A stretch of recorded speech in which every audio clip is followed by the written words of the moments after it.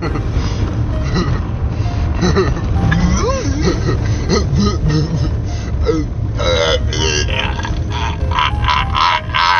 pretty darn dehydrated. Can you grab me a picture of whiskey in the bad place? Yeah, the big blue one. So right now we're driving to the mountains. I think it's called Mass Mountain, something like that. It's by the way. We're gonna climb up at that. Okay, so tell me what you want to say, Spencer, about this hike. And don't worry, I can drive and drink it. Remember, kids, if you're drinking and driving, make sure that you keep 2 eyes on the road and 2 feet on the floor. But make sure the foot is not on the gas. Like, foot, not pedal to the metal.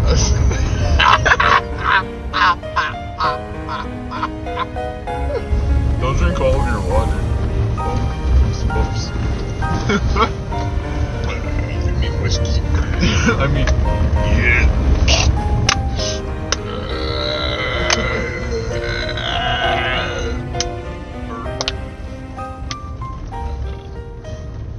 I think that I ate too many.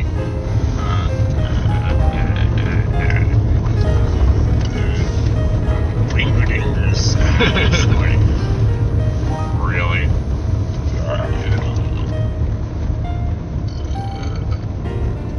That sounds pretty gross.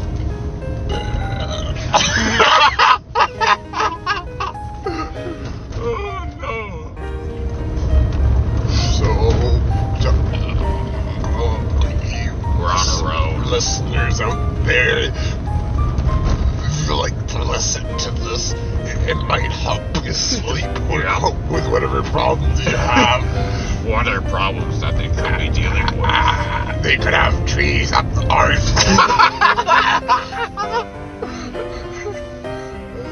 happened to my sister once.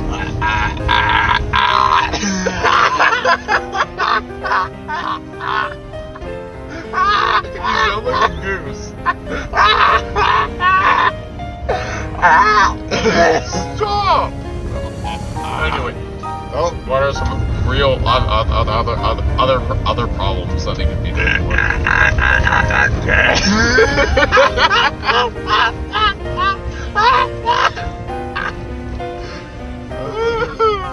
I'm half goose now.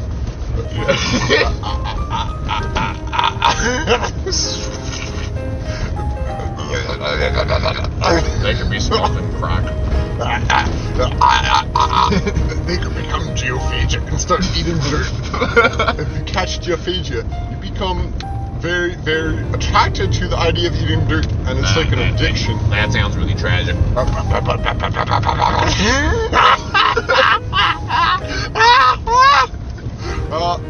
geophagic, you eat a lot of dirt, and it can be bad for your health and your immune system. Yes. Eating dirt is okay now and then, but when you're geophagic, it's just like when you become addicted to crack, but when you medically become addicted to dirt. So, What about pica?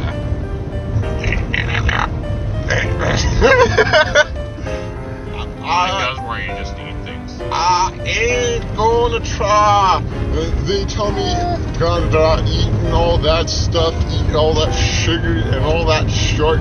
I'm just gonna go up to them like a preacher and tell them from the bottom of my heart, from the salvation of the Savior, amen, but from the Lord and Wait, we might have to turn right up the here. deepness of the spirit of humanity and the overlooking archer. I'm gonna say, ain't Wait. gonna try. Hang on, just a big minute. I had too much. That's Bear Paw Road. We don't go there. I think that's Cargill Road. We go straight.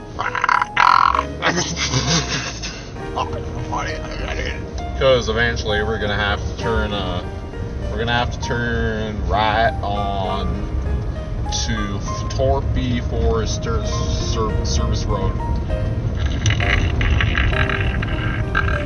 No, on the website it just says that we have to follow this one place for like 40 kilometers, and I think we're already like 10.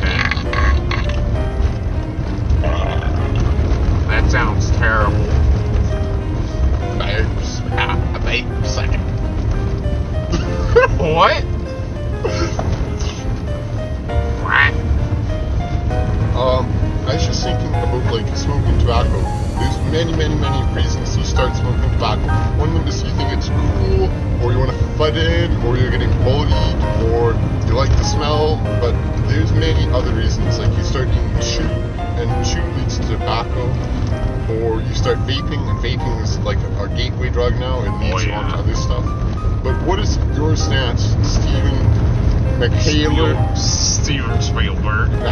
Spielberg, about smoking tobacco? What would you say about smoking tobacco? I'm a Steven Spielberg. I think that people that smoke tobacco are usually pretty unsuccessful in life. Unlike me, because like I made the Bee Gees, and I gave birth to Abraham Lincoln, so yeah, that's why I'm famous. Hey, hold on a second. I'm gonna try. Abraham Lincoln. Do you want to hear my new movie idea? Abraham Lincoln. That guy, he was pretty old though, so Steven Spielberg, can Abe time travel? No. Oh. No, I gave birth to a new Abraham Lincoln. Oh. I think I just changed my voice because I forget the other one I just did, but that's okay. I guess I'm Southern now or something. Speaking of which, people may not know Abraham Lincoln, or I mean Steven Spielberg, but I think he was an actor or something. Can you tell us how come you're a better actor than Johnny Depp? Like, what sets you apart from all the other actors? And when you're like in the movies and all, like I think you were in that one movie called I think I was in the Minecraft movie. So I'm better than Johnny Depp because Johnny Depp is shark. He just ass monkey. He has Tourette's. He has Asperger's syndrome. He has like leprosy. Too many. Fidget spinners. Continual shark syndrome. So when he's not acting, he's sharting, and I think that's pretty darn gross. But like me, I'm pretty normal. Except that I was the only man in the world to ever give birth. So yeah. Did you say you like Johnny Depp? Well, I think that your opinion is incorrect.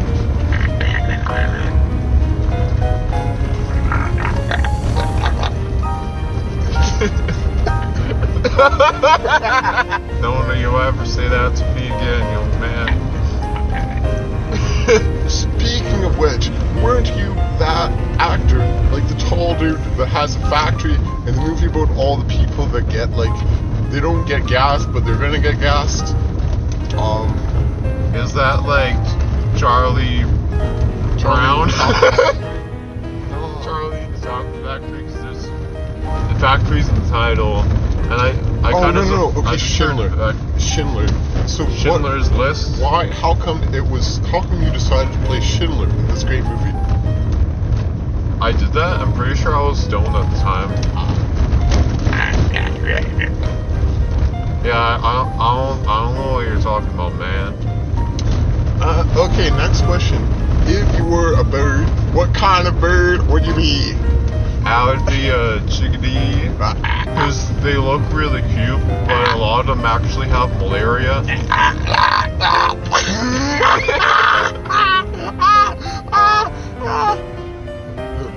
Yeah. Anyway. Yeah, I don't know what to say other than that. I won't be a chickadee. What type of bird do you want to be?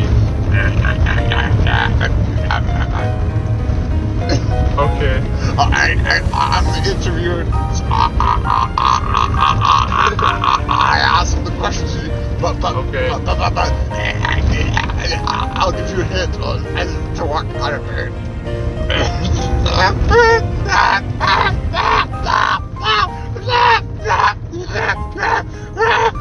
Alright. Are you a seagull?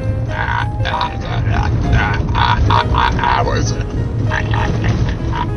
long-necked goose.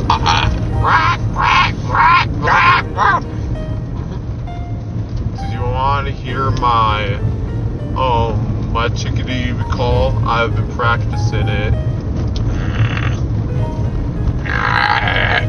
All right. Chickadee dee dee dee dee dee dee dee dee dee dee dee. How's that?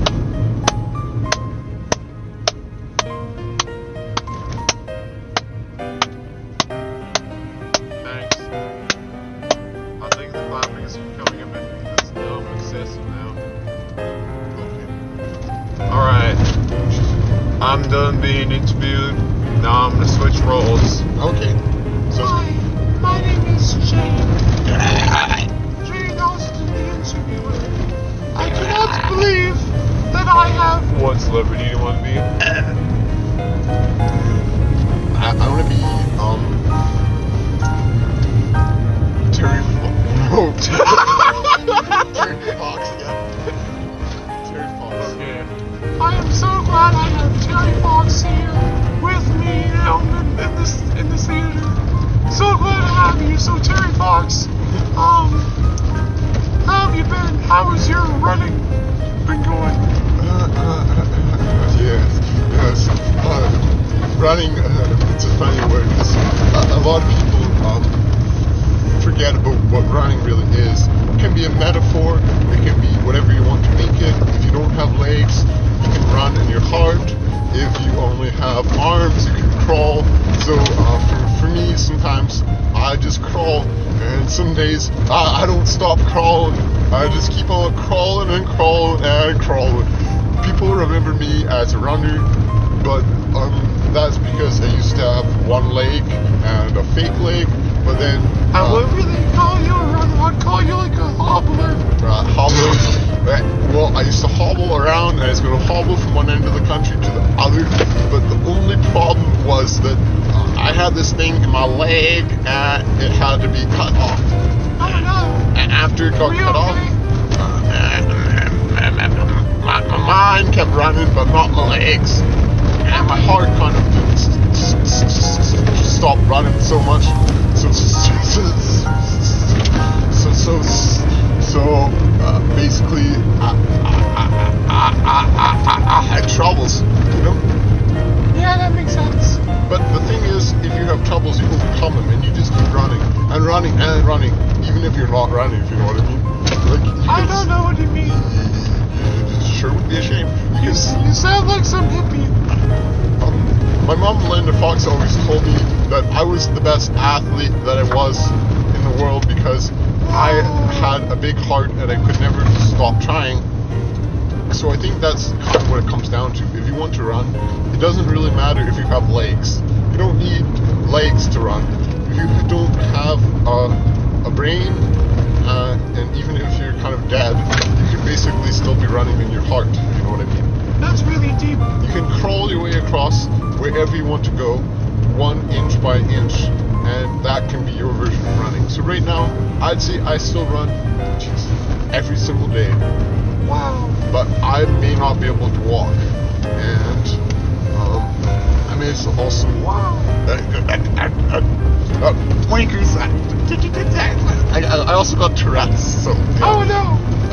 I mean, that's one of the downsides to having your legs removed. Just like if you remove your tonsils, it can give you asthma when you remove your legs. Can I ask a question? You're kind of just rambling on. Yes. Okay. Let's see. What's a good question? What's your favorite type of milk? I probably like strawberry milk. Really? What about like the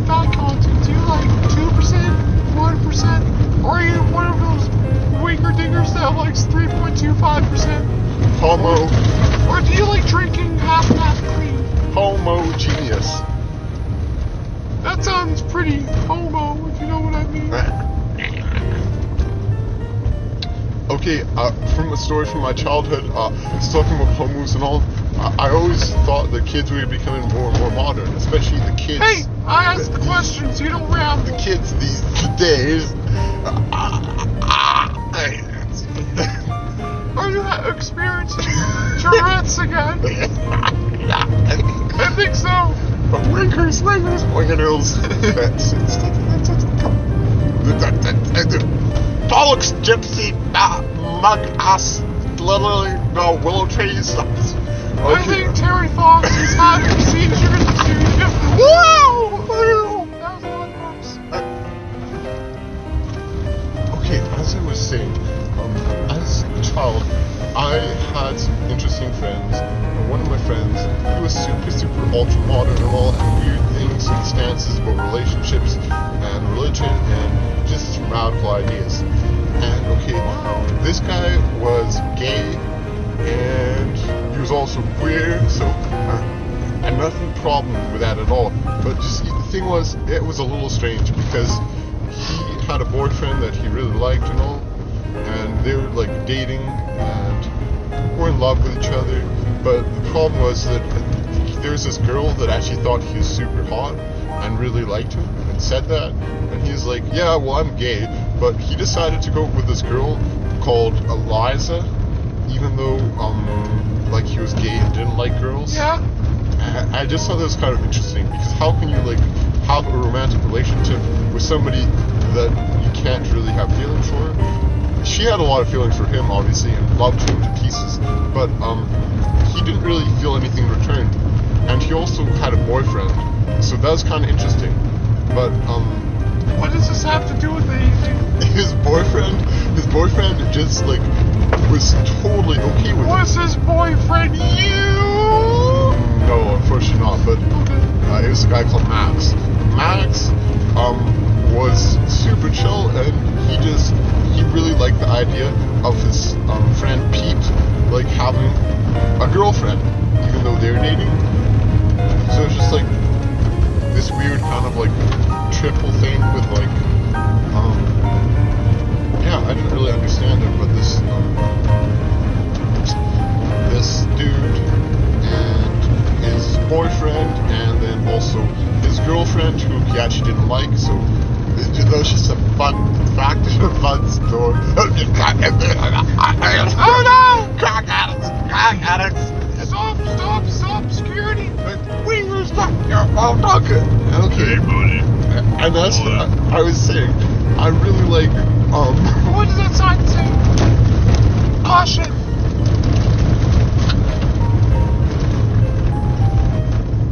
Oh, there's a lot of wildlife. Okay, never mind. I was kind of thinking,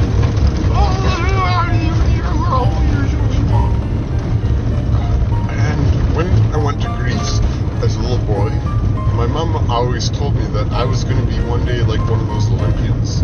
We used to go up to Athens, and we went to Crete. We walked through the amphitheater and all these amazing sights. We went to Mount Olympus.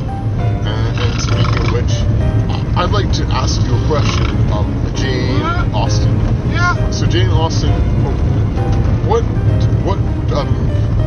made you so interested in painting as a young little girl, and why did you decide to pursue this hobby?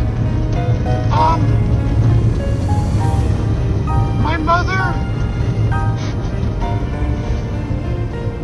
when I was 6, it's a real sad story. It was my birthday. Wakers, doggies! And she said, I will have anything for you, my child, except for your great Uncle Wanky's paint set.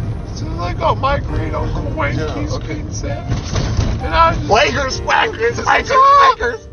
And I just painted to my heart's content. Oh, Yeah. it's a heartwarming story. Thank you so much, Jane, for sharing.